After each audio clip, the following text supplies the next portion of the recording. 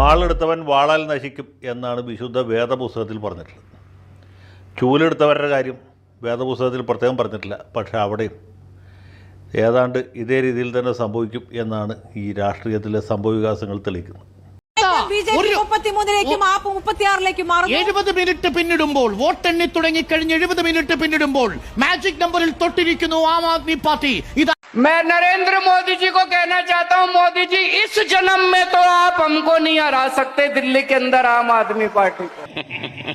ആദ്യമായി ബിജെപി പിന്നിൽ പോവുകയും ആം ആദ്മി പാർട്ടി തിരിച്ചുവരവും നടത്തുകയും ചെയ്യുന്ന കാഴ്ചയാണ് പ്രേക്ഷകരെ കാണുന്നത്. അവിശ്വസനീയമായ കാഴ്ച. आपको दूसरा जन्म लेना पड़ेगा, इस जन्म में तो नहीं हरा सकते आप आम आदमी पार्टी को दिल्ली. ഒരു ഓവറിൽ 36 റൺസ് വേണ്ടി വരുമ്പോൾ അവിടെ ബാറ്റ് ചെയ്യാൻ ഇറങ്ങുന്ന യുവരാജ് സിംഗിനെ പോലെ ഇതാ ബാറ്റിംഗിന് ഇറങ്ങിയിരിക്കുന്നു അരവിന്ദ് കെജ്രിവാളും അതിഷയും. ഒപ്പം മോഡി ആരെയെങ്കിലും ഭയപ്പെടുന്നുണ്ടെങ്കിൽ അത് മറ്റാരെയുമല്ല, അത് സാക്ഷാൽ രാഹുൽ ഗാന്ധിയെ തന്നെയാണ്. നിങ്ങൾ സംശയം വേണ്ട.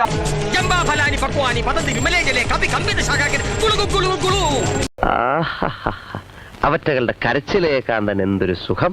പിന്നിലാണെങ്കിൽ പോലും ആം ആദ്മി പാർട്ടി കേന്ദ്രങ്ങളിൽ പുഞ്ചിരി പടർത്തിക്കൊണ്ട് ആത്മവിശ്വാസം പടർത്തിക്കൊണ്ട് ഇതാ ആം ആദ്മി പാർട്ടിയുടെ വൻ തിരിച്ചുവരവ്. 36 സീറ്റുകളിൽ ആം ആദ്മി പാർട്ടി. മധ്യവർഗത്തിന്റെ പരിലാളനയ്ക്കും അപ്പുറം സ്ത്രീ വോട്ടർമാർ കണ്ണയച്ച് കൈയച്ച് ആം ആദ്മി പാർട്ടിയെ തഴുകിത്തലോടി ചൂലെടുത്ത് അവർ അധികാരത്തിലേക്ക് ഒരിക്കൽ കൂടി. എന്താണോ ഇത്? ഞാനാ ഇവരെല്ലാവരും കൂടി എന്റെ എയർപോർട്ട് തകർത്തടാ. ഇനി എന്റെ പ്ലെയിൻ ടേക്ക് ഓഫ് ആവില്ല. ഇന്ദ്രപ്രസ്ഥത്തിലേക്ക് പോകൂ, ലോട്ടസിനേക്കാൾ ഞങ്ങൾക്ക് ചൂലിനെ ഇഷ്ടമെന്ന് ദില്ലിയിലെ വോട്ടർമാർ പറയുന്ന കാഴ്ചയാണോ നമ്മൾ കാണുന്നത്?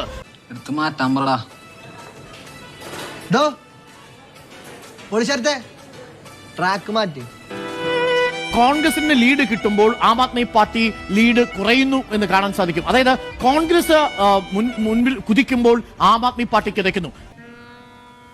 സത്യമാണോ ഈ പറയുന്നത്? കോൺഗ്രസ് കുതിക്കുമ്പോൾ ആം ആദ്മി പാർട്ടി കിതയ്ക്കുന്നു. ഖത്തം, bye bye, tata, goodbye, Gaya.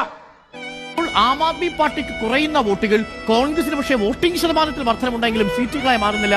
ഈശ്വര, ഇനി എന്ത് ചെയ്യും? ആലോചിച്ചിട്ടൊരെത്തും പിടിയും കിട്ടുന്നില്ല. ഈശ്വര, ആലോചിച്ചിട്ടൊരെത്തും പിടിയും കിട്ടുന്നില്ല.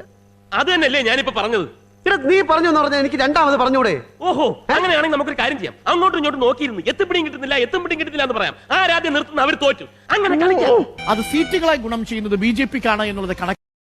ഇതവിടത്തെ 62 ഇക്കുറി തങ്ങൾക്ക് കിട്ടില്ലെന്ന് അരവിന്ദ് കെജ്രിവാൾ നേരത്തെ സമ്മതിച്ചതാണ്.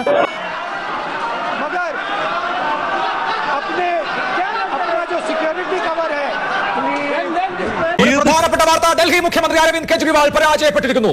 ന്യൂഡൽഹി മണ്ഡലത്തിൽ പർവേഷ് സാഹിബ് സിംഗ് വർമ്മ ഒരു പക്ഷേ ഡൽഹിയുടെ പുതിയ മുഖ്യമന്ത്രി അരവിന്ദ് കെജ്രിവാൾ എന്ന വൻമരം വീണിരിക്കുന്നു. ഡൽഹി അങ്ങനെ പടക്കടകുദാഹവ എന്തൊക്കെ മേളായിരുന്നു. പാട്ട്, ഡാൻസ്, കൂത്ത്.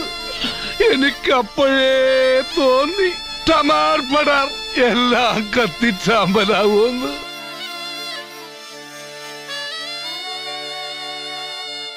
ഞാൻ കരുതുന്ന അദ്ദേഹത്തിൻ്റെ ഇന്നത്തെ പരാജയത്തിൻ്റെ ഏറ്റവും വലിയ കാരണം ഈ അഴിമതി കേസിൽ പ്രതിയായി ജയിലിൽ പോയതിനു ശേഷവും മുഖ്യമന്ത്രി സ്ഥാനത്ത് കടിച്ചു തൂങ്ങിക്കളയാം എന്ന് വിചാരിച്ച അരവിന്ദ് കെജ്രിവാളിന് ഡൽഹിയിലെ പ്രബുദ്ധരായ വോട്ടർമാർ കൊടുത്ത മുഖമടച്ചുള്ള അടിയാണ്.